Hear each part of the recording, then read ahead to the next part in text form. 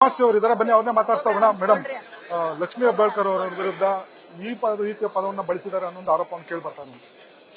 ಹೌದು, ಇವತ್ತು ಸದನದಲ್ಲಿ ಒಂದು ಇತಿಹಾಸದಲ್ಲಿ ಎಂದೂ ಆಗದೆ ಇರತಕ್ಕಂತ ಒಂದು ಘಟನೆ ಆಗಿದೆ ಅಂತಕ್ಕಂಥದ್ದು ನಾವು ಗಮನಿಸಬೇಕು.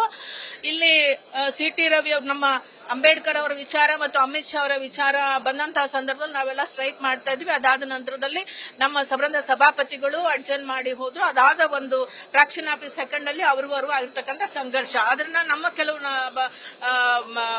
ಸದಸ್ಯರುಗಳು ಕೂಡ ಅದನ್ನ ಗಮನಿಸಿದ್ದಾರೆ, ಕೇಳ್ಕೊಂಡಿದ್ದಾರೆ.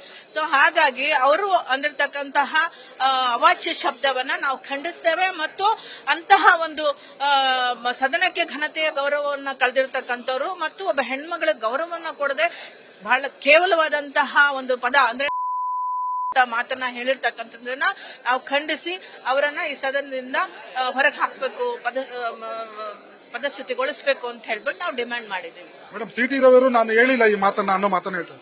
ನೋಡಿ, ಅವರಿಗೆ ಹೇಳಿಲ್ಲ ಅನ್ನೋದು ಅವರ ಒಂದು ವಾದ ಇರಬಹುದು. ಆದ್ರೆ ಯಾವುದೇ ಹೆಣ್ಮಕ್ಳು ಕೂಡ ಸುಮ್ನೆ ಯಾರ ಮೇಲಾದ್ರೂ ತಮ್ಮನ್ ತಾವು ಅವಹೇಳನಕರವಾದಂತ ಪದ ತಮ್ಮ ಮೈ ಮೇಲೆ ಹಾಕೊಂಡು ಯಾರಾದ್ರೂ ಹೇಳಕ್ ಸಾಧ್ಯನಾ? ನಮ್ಮನ್ನ ನಾವೇ ಹಾಗೆ ಅನ್ಕೊಳಕ್ ಸಾಧ್ಯನಾ?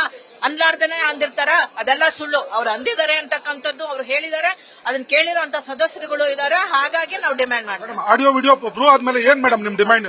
ಅದೇ ಹೇಳಿದ್ನಲ್ಲ, ಸಾಕ್ಷಿ ಸಿಕ್ಕ ಕೂಡಲೇ ಅವರನ್ನ ಸದನದಿಂದ ಪದಚ್ಯುತಿಗೊಳಿಸಬೇಕು.